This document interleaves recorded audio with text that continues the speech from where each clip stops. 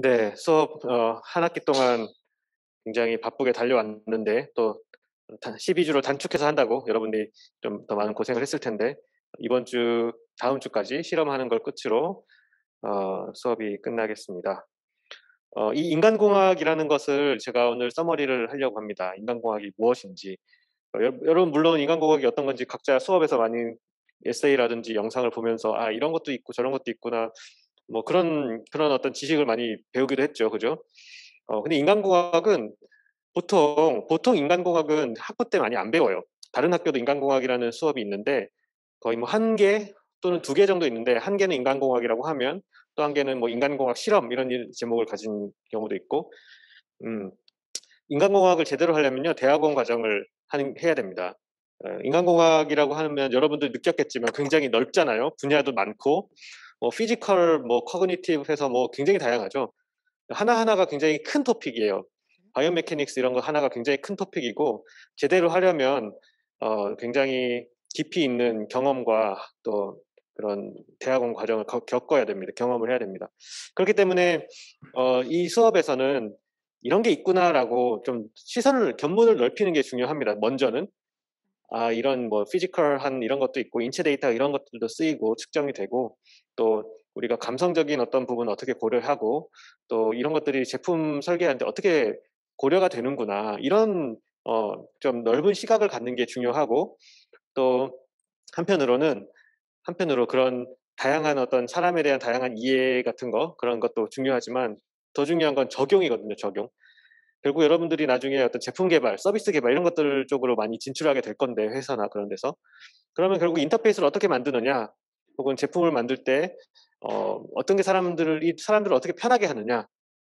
편하다는 것이 제품을 사용할 때 뭐 자세나 이런 것들이 편할 수도 있지만 인터페이스를 해석하는 거는 결국 우리 뇌가 하잖아요.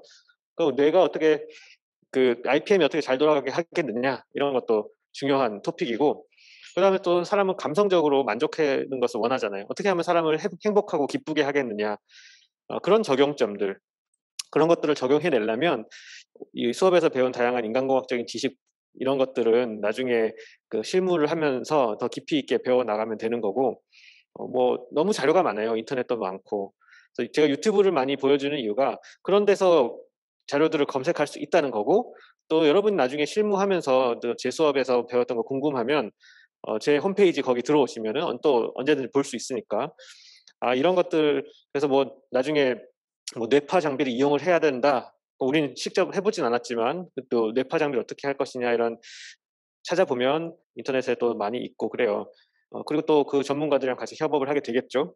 근데 여러분들은 아 이런 그 제품을 개발하는 과정에서 이런 어떤 걸 뭐 우리가 개발하고 있는 이 제품이 사용성이 좋으냐 안 좋으냐 이런 거 사용성 평가를 해 봅시다. 이런 거 제안을 한다든지 뭐 사용성 평가 경험이 있고 또 프로토타입을 만들어야 된다면 어떻게 사용자 중심적으로 만들 것인지 그런 것들을 회사에서 제안하고 그런 업무를 하게 되겠죠. 그런 데 이제 적용을 하면 좋을 것 같아요. 자 오늘 그래서 지금까지 배웠던 거를 쭉 한번 훑어볼게요. 먼저 피지컬 ergonomics 우리가 크게 4개 주제입니다. 4 개. 그중에 첫 번째가 피지컬 ergonomics고요. 그중에 바이오메카닉스라는 것은 인체 역학이라고도 하죠. 생체 역학이라고도 하고 사람의 자세랑 사람의 동작 혹은 근육 사용 이런 거랑 관련된 분야고 바이오메카닉스 지식을 가지고 다양한 것들을 할 수가 있죠. 직장에서 사람들이 공장이나 이런 팩토리 이런 현업이라고 하죠. 거기서 일을 할 때 팔을 높이 들고 일을 하면 계속 팔이 아프고 어깨도 아프고 목도 아프고 고개를 들고 있어야 되니까 이런 걸 도와주려면 외골격, 엑소스켈레톤 같은 걸 입고 할 수 있겠죠. 이럴 때 이제 바이오메카닉스 지식이 사용되는 거고 이런 거 만들 때 또 손을 들고 일을 하면은 사람이 금방 피로해집니다라는 그 지식 자체도 중요하고 어떻게 하면 또 사람이 효율적으로 안전하게 일을 할 수 있느냐, 건강하게 일할 수 있느냐 이런 것들을 그런 것들을 생각하는 눈 그게 이제 인간공학이에요. 단순히 뭐 엑소스켈레톤을 만들자 이것뿐만 아니라 '아 이렇게 일을 하면 사람들이 피곤하고 또 쉽게 지칠 거예요.'라는 그런 시각을 가지고 현장을 분석할 수 있어야 된다는 거죠. 스포츠에서도 많이 쓰이고 장애인, 또 고령자 그죠? 그런 고령자들은 넘어지면 다치기 때문에 안전한 자세, 올바른 걸음걸이 이런 것들이 중요하겠죠. 그래서 일을 효과적으로 하는 것뿐만 아니라 사람이 안전하게 생활할 수 있게 하는 다양한 것에 관련이 있습니다. 또 여러분도 이제 자세 같은 거 자꾸 생각했으면 좋겠어요. 여러분 컴퓨터, 랩탑 사용할 때 또는 바른 자세가 결국 이 나중에 나이가 들면 들수록 자세가 바른 것이 굉장히 여러분한테 유익하고, 그래서 인간고학이라는 것이 단순히 주변 사람들, 사용자만 챙겨주는 게 아니에요. 여러분 자신과 여러분 가족과 여러분 자신한테 먼저 적용을 해 보세요. '나는 좋은 자세를 가지고 있는가? 어떻게 하면 자세를 바르게 하겠는가?' 뿐만 아니고 내 주변에 좀 뭐랄까 좀 불편한 거 있잖아요. 불편한 것들을 보이면은 '이거 어떻게 개선할까?' 그런 시각? 자꾸 불편함이 눈에 많이 보였으면 좋겠어요. 인간공학 이런 수업을 통해서 여러분들이 주변에 히스넷이라든지 인터페이스를 볼 때든지 혹은 어떤 제품을 사용할 때 '아 뭐가 불편하지? 어떻게 고치지?' 이런 시각을 가지고 어떤 세상을 대하면 참 좋을 것 같네요. 두 번째 토픽은 anthropometry였죠. 우리 anthropometry는 인체에 잘 맞는 어떤 제품 혹은 의복을 만들 때 필요합니다. 그래서 혹은 또 이런 책상 같은 것들, 그죠? 그리고 요즘에 더 IT 기기가 발달할수록 웨어러블이라고 하잖아요. 헤드셋, VR, 뭐 귀에 이어폰 끼고 이런 것들이 굉장히 이제 사람이 착용하는 제품들이 많다 보니까 이 인체 크기가 어떠하냐라는 게 굉장히 중요해지고 있고, 결국 사람한테 핏과 컴포트를 줄 수 있는 그런 데이터를 제공하죠. 그래서 anthropometric 데이터를 분석하려는 것은 또 다른 영역이에요. 여러분께 그런 거 분석하는 것을 직접 이렇게 시켜보지는 않았고요. 굉장히 좀 방대하거든요. 이것도 굉장히 전문 지식이 필요한데, 그것보다도 '아 요런 것들이 있구나. 아 사람의 인체 크기라는 것을 제품을 만들 때 인체 크기를 고려해야겠구나.' 그런 정보를 얻길 바랍니다. 그런 경험 그런 지식이 여러분한테 있으면 나중에 뭔가를 만들게 될 때 실제 그 데이터를 활용을 해 보려고 하면 좋겠고요. 또 사람은 몸에 잘 맞는다는 것은 결국 그 사람을 건강하고 안전하게 한다는 뜻도 됩니다. 몸에 잘 맞지 않으면은 이렇게 뭐 실수를 발생할 수도 있고요. 넘어질 수도 있고. 그래서 딱 잘 맞고 몸에 편하고 이런 것들이 굉장히 중요하죠. 그래서 인간공학 철학이 그거예요. 사람을 안전하고 이롭게 하고 몸에 잘 행복하게 하고 건강하게 하고 하는 어 그런 데 이제 사용되는 기법들이 anthropometry, 바이오메카닉스 이런 것들이고, 또 cognitive ergonomics로 넘어가서는 우리 뇌가 어떻게 돌아가는지 그런 것들을 했죠. 그래서 우리가 뇌를 건강하게 하려면은 자꾸 머리를 써야 되는 부분도 있잖아요. 근데 머리를 뭐 수학 문제 열심히 푼다고 다가 되는 게 아니고 이게 스무스하게 움직이는 게 굉장히 중요해요. 롱텀 메모리에서 뭔가 데이터를 꺼내려고 하는데 잘 안 되고 뭐 되게 늦게 자고 피곤하면 또 그런 경험도 많잖아요. 우리가 뇌를 건강하게 하는 것 중에 하나는 이제 우리 신체적인 건강, 잠, 수면, 뭐 물 많이 마시기 이런 것도 있지만은, 한편으로 우리가 살아가는 환경 가운데 수많은 의사결정들을 하고 또 휴대폰이나 이런 인터페이스들을 사용하면서 업무들을 하잖아요, 공부할 때. 예. 피그마 하는 것도 하나가 다 결국 커그니티브한 워크잖아요. 그런 것들을 할 때 때때로 잘 안 되기도 하고, 그죠? 그래서 어떻게 하면 사람들을 잘 업무를 증진시키겠느냐, 이런 것들이 굉장히 큰 주제 중에 하나예요. 그래서 뭐 윈도우즈라든지 MS 오피스라든지 혹은 스마트폰 이런 것도 보면은 과거에는 인터페이스가 별로 좋지 않아서 지금에 비교했을 때 옛날에는 1 시간 걸렸던 걸 지금은 뭐 10분 만에 한다든지 이런 것들 많아요. 그러니까 사람들이 이걸 뇌를 뭔가 커그니티브한 워크를 더 잘할 수 있게 도와주는 게 많죠. 예를 들어 이메일 같은 거 쓰다 보면은 다음 단어를 추천해 주기도 하고, 그러면 내가 일일이 다 치지 않아도 그 추천된 단어를 보고 빨리빨리 판단할 수가 있잖아요. 그런 것들, 그런 어떤 IT 기기의 발달에 따라서 우리가 이런 커그니티브한 이런 이 IPM에서 저 막힌 부분들을 잘 해결해 주려는 노력, 그런 것들을 요즘 많이 하고 있어요. 그래서 결국 인제 정신 건강 또 인지 건강 이런 거랑 연결이 되죠. 인지 활동이 건강하면 스트레스가 적고 그만큼 더 삶의 만족감을 누릴 수가 있겠죠. 그리고 IPM은 단순히 인지 활동뿐만 아니라 이제 감성적인 활동이랑도 관련이 돼요. 어떤 정보를 느꼈을 때 내가 행복하다, 기쁘다, 어떤 그런 감성적인 반응을 하게 되잖아요.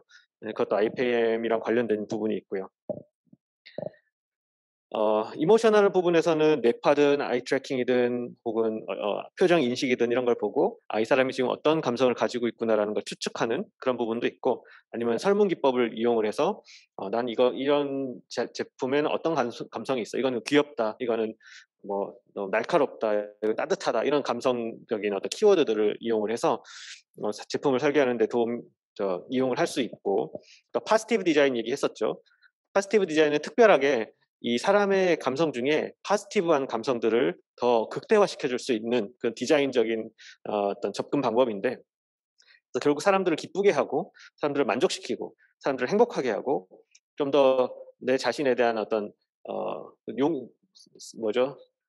내 자존감, 내 자신감, 자존감 이런 것들을 고취시키고 그런 것들을 거기까지도 우리가 인간공학은 관심이 있는 거예요. 단순히 어떤 인터페이스를 더 좋게 하자, 사용성을 높이자 뿐만 아니라 한 존재, 한 사람 한 사람의 그 내적인 인간됨을 더 극대화시키려고 하는 것. 그래서 결국 이게 인간공학이라면은 사람을 그래서 사람 중심대로 생각하고 사람을 돌본다는 측면에서 굉장히 우리 한동대학교 우리 기독교적인 가치관과도 부합을 합니다. 우리가 사람 한 사람을 볼 때 그 사람이 좀 더 잘 됐으면 좋겠고 행복하고 기뻤으면 좋겠고 스트레스가 적었으면 좋겠고 그런 어떤 마인드셋을 가지고 이 제품을 만들어 가는 거죠. 그래서 더 편하게 단순히 어떤 경제 활동 기업의 유익 이윤을 만을 위한 게 아니라 사람들의 어떤 행복과 이런 것들을 자꾸 생각을 해 보려고 하는 게 필요해요. 나중에 여러분 회사를 가서도 사람들의 어떤 뭔가 욕구를 자극해 가지고 돈을 쓰게 만드는 그런 어떤 아이템보다도 그 사람을 행복하게 해 주려는 목적을 가진다면 굉장히 뜻깊은 어 그런 활동을 여러분이 하게 되는 거죠. 그 기반에 인간공학이라는 가치관이 있는 거예요. 기술은 뭐가 됐든 상관없습니다. 여러분이 뭐 피지컬한 쪽으로 하든 커그니티브한 쪽으로 하든 이모셔널한 쪽으로 하든 여하튼 이 기술들 뭐 아이 트래킹 기술 뭐 얼굴 인식 기술 이런 것 기술은 뭐든지 상관없어요. 그 밑에 깔린 철학이 중요한 거예요. 어떤 마인드로 사람을 대하느냐. 그런 것들을 많이 생각해 보게 하고 싶었어요 저는. 그래서 에세이를 적는다든지 하는 그 목적들이 자꾸 생각해 보는 거죠. 나 자신이 내 스스로가 사람을 어떻게 생각하고 있고 나 자신을 어떻게 생각하고 있고 돌아봤을 때 내가 이런 기술과 지식을 가지고 나중에 회사에 가면 결국 또 무엇을 할 수 있을지 그런 것들을 생각해 보는 게 이 인간공 학부 차원에서의 인간공학에 우리가 할 수 있는 것 같아요. 나중에 대학원 가서 깊이 있는 지식은 그때 가고자 한다면 그 대학원 가서 하게 되겠고, 우리는 계속 이런 철학을 잘 갖춰 나가면 좋겠고요. 어 또 사용성 평가. 어 내가 여러분이 어떤 것을 만들었는데 그게 정말 사용성이 증가했느냐, 얼마나 증가했느냐 보려면은 실험을 통해서 할 수가 있겠죠. 단순히 인터뷰가 아니라 인터뷰 같은 유저 테스팅이 아니라 유저 리서치, UT, 뭐 유저 테스팅 이런 게 아니라 유저빌리티 테스팅이에요. 유저빌리티 사용성을 평가하는 실험을 통해서 뭐 몇 초가 빨라졌다라든지 이런 정량적인 숫자적인 데이터를 받아보는 그런 것들을 얘기했고, 그리고 또 이런 얘기를 했었죠. 결국 사용성을 증가시키기 위해서는 사용자 중심적인 디자인이 필요하죠. 뭔가 정보를 쉽게 찾는다든지 또 페이지가 바뀔 때마다 아이콘이 혹은 버튼이 딱 일정한 위치에 고정되어 있어서 컨시스턴시 측면에서 사람들이 어떤 버튼을 쉽게 접근할 수 있게 한다든지 레이아웃을 아주 깔끔하게 한다든지 또 딱 봤을 때 이게 뭐다라는 그런 것을 좀 구분할 수 있게 한다든지 굉장히 다양한 측면에서 이런 UCD 프린시플들을 소개를 했었고 그게 이제 체크리스트로 또 제공을 드렸었죠. 그래서 앱이라든지 웹사이트라든지 어떤 제품을 딱 대할 때 이거는 뭐 심플리시티 측면에서 너무 복잡하다. 이거는 좀 뭐 매핑이 잘 안 돼 있다. 이런 말을 할 수가 있으면 좋겠고 여러분들이 나중에 어떤 일을 할 때. 또 여러분이 직접 인터페이스를 만들기도 하잖아요. 그때 만들 때 이런 관점을 가지고 만들라는 거죠. '심플해야 된다.'라는 관점을 계속 가지는 거예요. 애플은 그 관점을 계속 유지를 하고 있어요. 애플 제품들은 굉장히 심플하고 버튼 하나로 뭐 다 한다든지 굉장히 심플리시티를 굉장히 추구하죠. 그다음에 애플은 또 여러 사람들을 케어하고 하려고 그러죠. 그래서 장애인, 고령자, 어린아이들을 다 포함할 수 있는 그런 유니버설 디자인을 추구하고 또 그런 게 일단 기업의 철학이기도 하지만 거기서 일하는 사람들이 가진 가치관이기도 하거든요. 여러분들이 그런 생각을 가지고 일을 할 수 있으면 좋겠다라는 겁니다. 그래서 이렇게 크게 네 가지 Physical, Emotional, Cognitive Ergonomics랑 또 Usability Engineering 이렇게 네 가지 토픽에 대해서 2주씩 했었고 또 제가 또 한편으로는 여러분한테 이런 얘기까지는 안 했어요.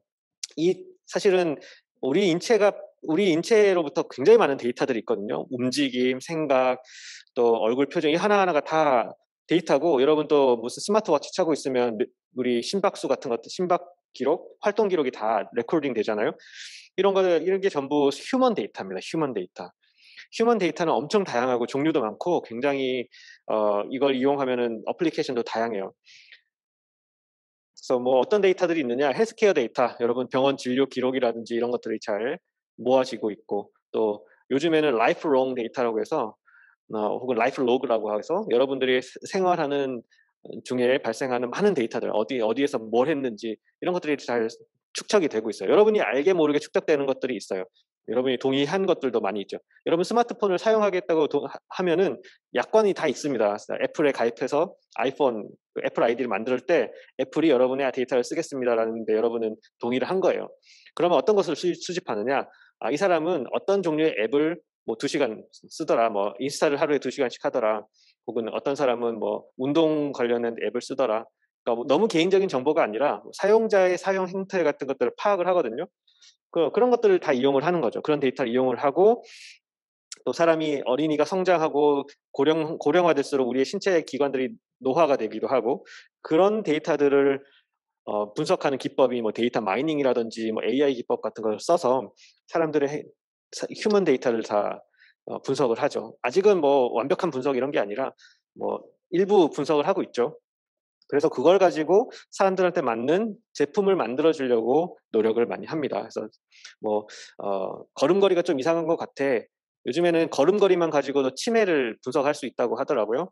그래서 신발에 어떤 센서를 넣으면은 할머니들 뭐 할아버지들께 넣어 놓으면 이분이 치매 증상이 있으면은 바로 좀 병원에 가 보세요. 이런 것들을 하여튼 그런 기술까지 생겼어요. 그런 것처럼 데이터를 얻어서 AI 분석 같은 걸로 예측하고 추천해 주는 거죠. 병원 가보세요. 추천을 한다든지. 혹은 당신은 좀 요즘에 걸음걸이가 예전이랑 좀 달라요. 혹시 넘어지거나 할 수 있으니까 부상을 조심하세요. 혹은 부상당할 위험이 있으니까 뭐 이런 옷을 입어보세요 하고 사람 몸을 잘 편하게 해줄 수 있는 옷 같은 것들을 추천해 준다든지 제작 디자인 할 수도 있고 스마트 헬스케어, 스마트 워크 사람들이 일할 때도 좀 더 편하게 일할 수 있게 한다든지 그런 거 다 휴먼 데이터를 기반으로 하는 거죠. 그래서 사람을 이해를 하면은 결국 사람 중심의 어떤 디자인을 할 수가 있고요. 사람에 대한 이해를 바탕으로.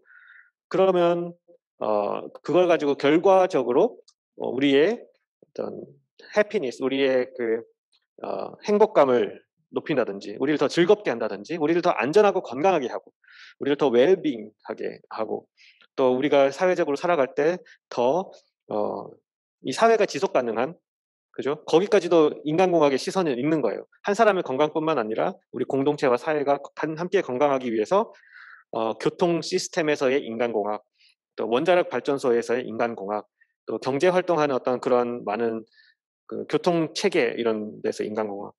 굉장히 인간공학의 범위는 굉장히 넓어요. 단순히 인터페이스 하나 만드는 게 아닌 거죠. 그래서 그런 큰 관점에서 결국 기법과 어떤 도메인 날리지는 여러분들이 각자 선택을 해야 될 거고 각자 회사에서 중요한 건 인간을 대하는 마음가짐, 철학 그거예요. 그래서 그걸 여러분이 꾸준히 계속 가지고 가고 그걸 키워나갔으면 좋겠습니다. 사람에 대한 사람의 존엄성을 계속 어, 중요시하고 사람에 대한 사람이 가진 가치들을 더 부각시키고 인간이로서의 삶, 인간의 존엄성, 인간으로서의 삶 그런 것들. 그리고 우리 눈이 이제 현대 사회를 아주 선진국 사회뿐만 아니라 또 인간으로서의 삶을 잘 누리지 못하는 우리 개발도상국이라든지 장애인 분들이라든지 어떤 불편을 더 겪는 사람들에게 우리의 눈이 갔으면 좋겠죠. 그래서 단순히 어떤 특정한 그룹을 위한 디자인이 아니고 모두를 위한 디자인, 모두를 위한 제품 그런 것들도 되게 중요한 철학입니다. 그래서 그런 철학을 여러분이 가졌으면 좋겠다는 거고요. 공부를 더 하려면 결국 대학원에 진학을 해야 되는데 인간공학 분야는 인간공학은 보통 산업공학과 안에 있어요. 산업공학과의 어떤 하나의 프로그램으로서 인간공학 프로그램이 있기 때문에 여러분이 진학을 하기 위해서 산업공학과로 가야 되는데 산업공학과에 가려면 인간공학뿐만 아니라 뭐 통계라든지 또 배워야 될 게 있어요. 그렇기 때문에 혹시나 인간공학 혹은 산업공학 프로그램에 관심이 있으면은 저한테 언제든지 오시면 좋겠고, 지금 우리 학생 설계 전공으로 산업공학이라는 이름을 가지고 학생 설계하는 학생들이 꽤 있어요. 지금까지도 한 뭐 대여섯 명 있고 올해도 지금 있고 한데, 관심 있는 학생들은 같이 얘기했으면 좋겠고, 인간공학이라는 지식이 사용되는 유사 분야로서는 뭐 HCI, 그다음에 UX 분야 혹은 제품 산업 디자인 분야, 컴퓨터 그래픽스도 인간공학이 많이 중요하고요. 뿐만 아니라 바이오 메카닉스, 로보틱스, 그리고 뉴로사이언스 이런 분야들이 인간공학이랑 밀접한 관련이 있는 분야들입니다. 우리 ICT 우리 ICT GICT 융합 학부 우리에서는 우리 ICT 창업 학부에서는 인간공학의 지식이 어떻게 사용되느냐, 결국 서비스 개발하는 데 쓰일 거고요. 서비스의 UX, UI를 설계하는, 디자인하는 거, 혹은 UX, UI를 개발하는 거, 그러니까 결국 앱 프로그래밍 같은 걸 통해서 실제로 구현해내는 부분이겠죠. HCI에 관심 있는 학생들도 있고요. 그다음에 UX랑 조금 다르게 유저빌리티 자체에 관심 있는 학생들도 있을 겁니다. 그래서 UX는 조금 이 소프트웨어라든지 앱이라든지 웹을 많이 얘기를 할 때 UX를 얘기를 하죠. 물론 그렇게 한정 짓는 건 아니지만, 유저빌리티는 좀 더 기계적인 그런 것들을 이제 얘기를 많이 하는 것 같아요. 물론 웹 유저빌리티 이런 것도 중요하지만, 자동차에 앉았을 때 이 핸들이라든지 이런 조작부들을 조작하기 쉬우냐, 그래야지 사고를 줄일 수가 있죠. 뭐 조작하다가 사고 내지 않도록. 그다음에 뭐 공장의 어떤 시스템 배치라든지 이런 조금 더 피지컬한 쪽으로 공학적인 유저빌리티를 다루는 그런 분야도 있습니다. 그래서 이쪽 분야에 관심이 있으면, 그 사용자 중심 디자인, 사용자 중심의 어떤 서비스 개발 이런 거 관심 있으면은 인간공학 프로그램은 2학년 과목이고, 또 웹 서비스 기획 및 실습, ICT 어플리케이션 개발 이런 것들이 이제 우리 ICT 창업학부에서 제공하는 과목이죠. 제품 기획 및 개발 이런 것도 있고, 그리고 또 UX에 관심이 있으면은 제품 디자인 수업도 같이 들을 수 있고요. 그런 식으로 이렇게 뭐랄까 그 수업 구성들이 이렇게 될 겁니다. 자, 여기까지 다 끝났고요. 이 한 학기 수업 부분은 다 끝났고 이제 프로젝트만 일주일 남았는데, 여러분 프로젝트를 통해서 배울 수 있는 거는 결국 사용자들을 고려한 어떤 설계를 한번 해본다는 거죠. 이렇게 하면 사람들이 더 좋아하고 편할 거야라는 그 감을 가지고. 근데 여러분 설계가 맞는지 안 맞는지 모르기 때문에 그것을 테스팅하는 방법으로서 이제 사용성 평가 실험을 지금 하고 있는 거죠.